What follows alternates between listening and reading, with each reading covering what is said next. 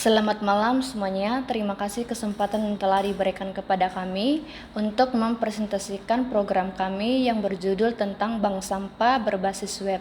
Namun sebelumnya yang kami hormati Ibu dosen Sri Kusuma,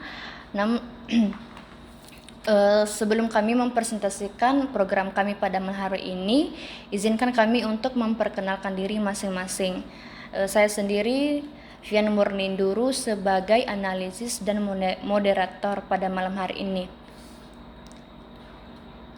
Nah, di sini ada tentang pengertian bank sampah. Bank sampah adalah suatu sistem pengelolaan bank sampah yang dilakukan dengan cara menabung sampah yang masih memiliki nilai ekonomi seperti plastik, kertas, logam, dan lain-lain. Nah, di sini ada latar belakang. Kenapa sistem ini dibuat? Pengelolaan bank sampah masih banyak dilakukan secara manual, sehingga menyebabkan pencatatan data kurang efektif dan sering terjadi kesalahan. Oleh karena itu, dibuat sistem informasi bank sampah berbasis web untuk mempermudah pengolahan data nasabah, transaksi sampah, saldo, dan penarikan secara digital.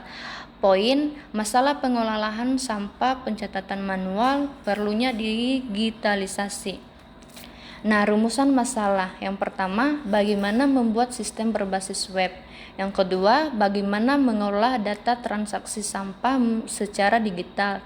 Yang ketiga, bagaimana menyimpan data saldo nasabah dengan aman.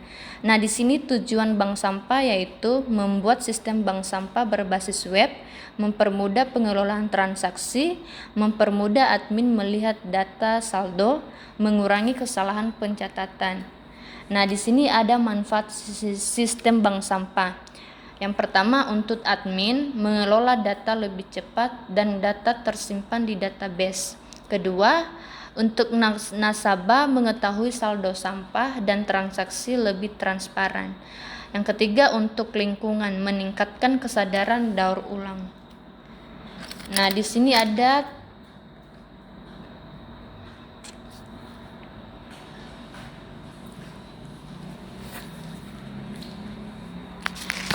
di sini ada teknologi yang digunakan yang dijelaskan oleh teman kami Grandions.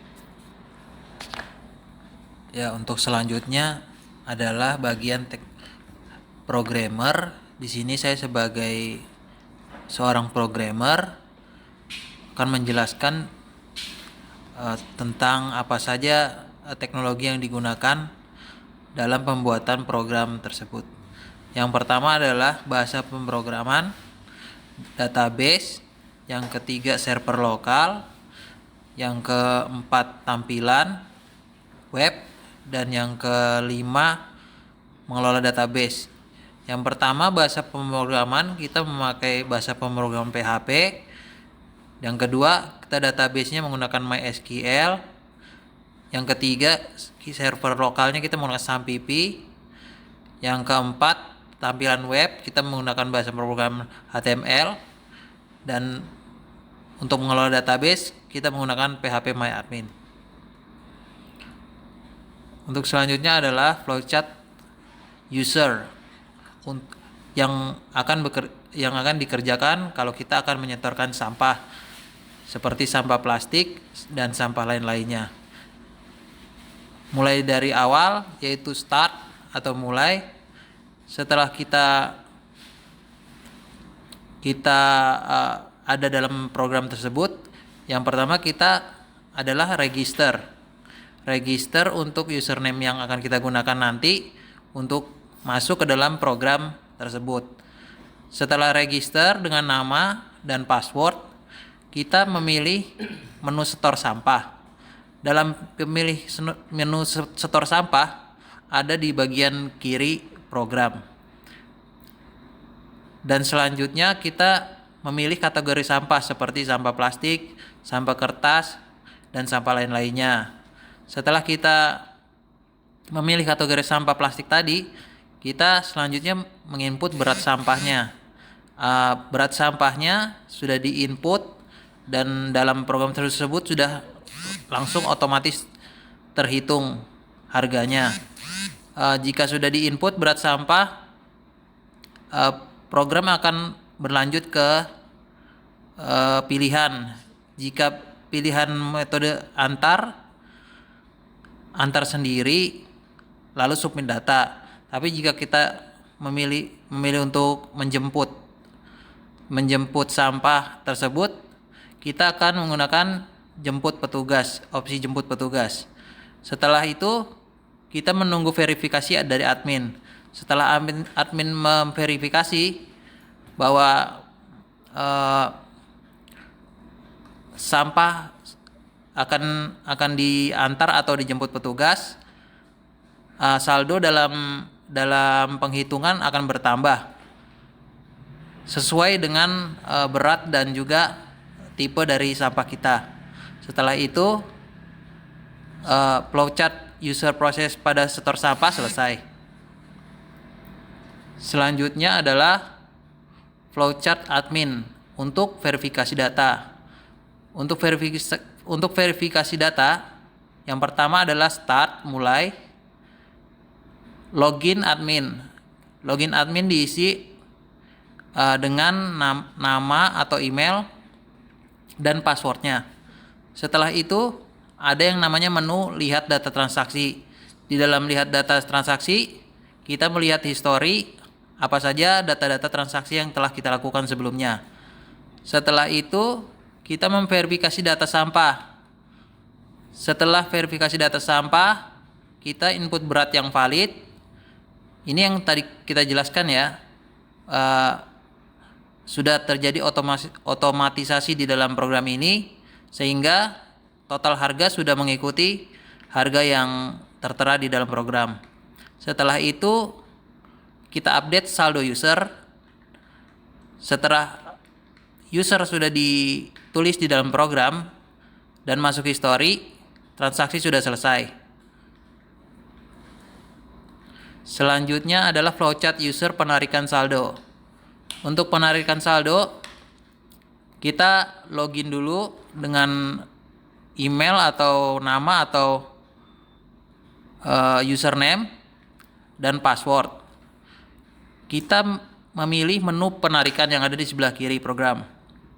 Kita menginput nominal, yaitu dengan mata uang rupiah, dan disubmit. Jika datanya sudah disubmit, maka ada dua pilihan, approve dan reject. Kalau approve, saldonya berkurang dan transaksi selesai. Tapi kalau reject, saldonya masih tertahan tetapi transaksi sudah selesai. Yang selanjutnya ada flowchart penjemputan sampah. Flowchart penjemputan sampah dimulai dari user memesan penjemputan. Setelah itu admin menerima request dari user. Setelah itu program akan menuliskan bahwa sampah harus dijemput, yaitu dengan tanda petugas datang. Dan setelah petugas datang, petugas akan menimbang sampah sesuai dengan tipenya, dan admin atau petugas sampah dapat menginput data ke dalam sistem. Yang terakhir adalah saldonya sudah masuk. Selanjutnya untuk database sistem akan dilanjutkan oleh rekan saya. Silakan. Sebagai programmer akan menjelaskan database yang ada di bank sampah digital. Di sini ada 7 tabel, meliputi ada detail transaksi, kategori sampah, penarikan, penjemputan, saldo, transaksi, dan user. Untuk tabel yang pertama, detail transaksi, terdiri dari field, ada ID detail, ID transaksi, ID kategori, berat, dan subtotal. Untuk tabel yang selanjutnya, kategori sampah, file terdiri dari ID kategori, nama kategori, harga per kilo. Tabel selanjutnya penarikan.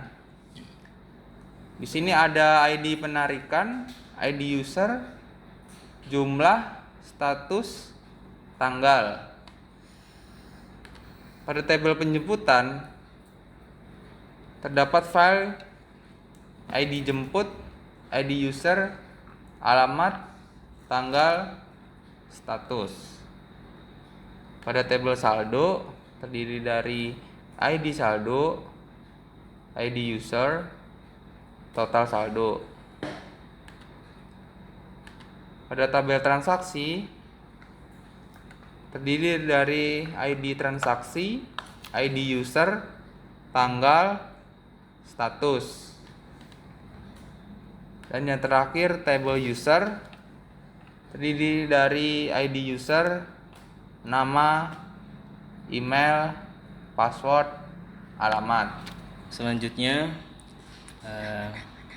saya Irham Maulana sebagai testing yang akan menjelaskan bagaimana sistem yang kami buat ini berjalan. Yang pertama, untuk orang yang ingin melakukan transaksi atau menjual barang sampah yang sudah dikumpulkan, dia melakukan administrasi terhadap admin. Lalu kemudian admin akan membuatkan akun yang berdasarkan nama lengkap. Contoh misalkan Iqbal. Kemudian untuk emailnya Iqbal juga. Untuk sandi opsional bebas 1, 2, 3, 4, 5, 6, 7, 8, 9. Verifikasi.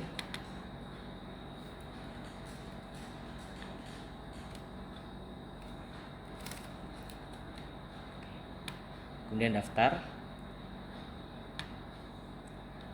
Nah, secara otomatis nama Iqbal akan menjadi bagian dari mitra bank sampah digital.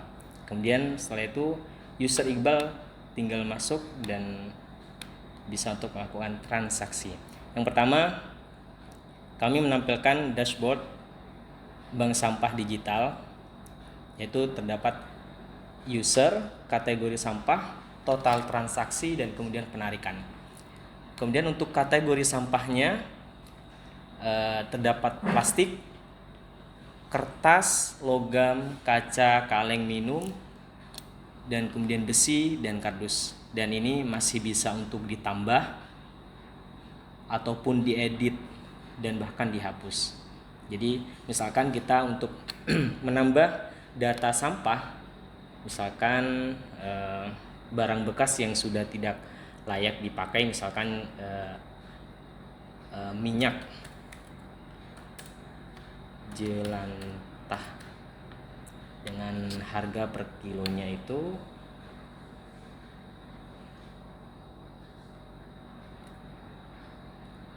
misalkan per kilonya itu dihargai 5.000. Save. Nah, maka masuk sebagai kategori sampah yaitu minyak jelantah. Kemudian bisa diedit pula. Misalkan harga per kilonya dirubah ataupun dinaikkan ataupun dikurangi bisa. Misalkan kita dirubah menjadi 3.000 setiap per kilonya. Oke. Kemudian transaksi. Tadi sudah menampilkan Iqbal sebagai mitra dari bank sampah digital, maka kami akan memilih user sebagai Iqbal.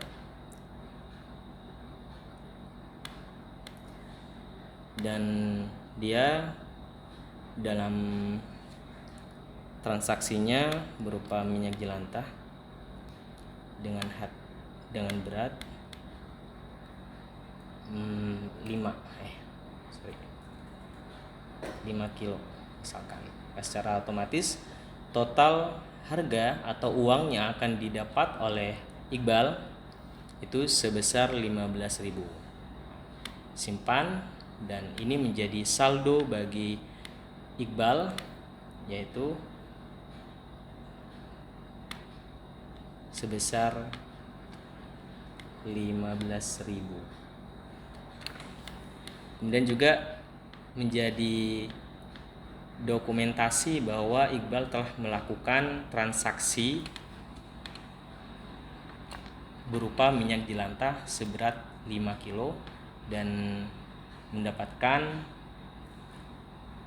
uang sebesar Rp15.000. Oke, selanjutnya misalkan Iqbal melakukan penarikan dari uang tunai yang sudah didapati, yang sudah tercatat dalam sistem.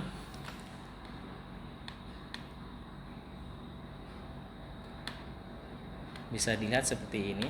Misalkan saldo yang terdapat sebesar 15.000, kemudian Iqbal mengambilnya untuk jajan misalkan sebesar 10.000. Oke. Di sini juga akan tercatat bahwa terdapat pengeluaran atas nama Iqbal sebesar 10.000, sehingga sisa saldo yang dicantumkan dalam sistem terhadap user Iqbal sebesar Rp5.000. Kemudian ada pilihan di dalam penjemputan sampah. Misalkan sampah yang mungkin barangnya banyak atau besar atau mungkin berat untuk dibawa sendiri, maka kita juga punya fitur dalam pelayanan penjemputan. Misalkan Iqbal pada tanggal 10 bulan 6 2026 yang beralamat Jatimulya,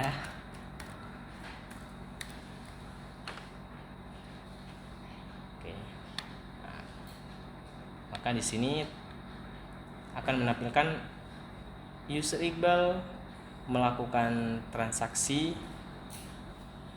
penjualan sampah dengan memilih penjemputan sampah. Maka dalam sistem akan muncul seperti tampilan seperti ini, yaitu menunggu, dan ketika diproses penjemputan sudah berangkat ke lokasi, maka dalam sistem diklik diproses. Kemudian setelah selesai dalam penjemputan, maka admin bisa menyelesaikan prosesnya. Nah, seperti ini. Oke. Dan ini juga bisa dihapus. Nah, hilang. Oke. Setelah itu logout hasil. Gitu aja nggak sih? Oke, selanjutnya ada kelebihan dan kekurangan dari sistem yang kami rancang. Yang pertama, tampilannya masih sederhana dan mudah digunakan. Kemudian data tersimpan otomatis di database, mempermudah pengelolaan bank sampah, mengurangi kesalahan pencatatan, proses transaksi cepat. Itu merupakan bagian dari kelebihan dari sistem yang kami rancang. Kemudian ada juga kekurangan yang masih belum bisa kami jangkau, yaitu pertama, sistem masih berjalan di localhost. Kemudian belum tersedia aplikasi mobile.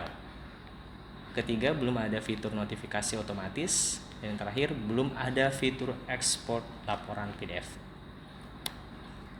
Selanjutnya saya akan kembalikan kepada sang moderator. Cukup sekian yang kami presentasikan, kami ucapkan terima kasih.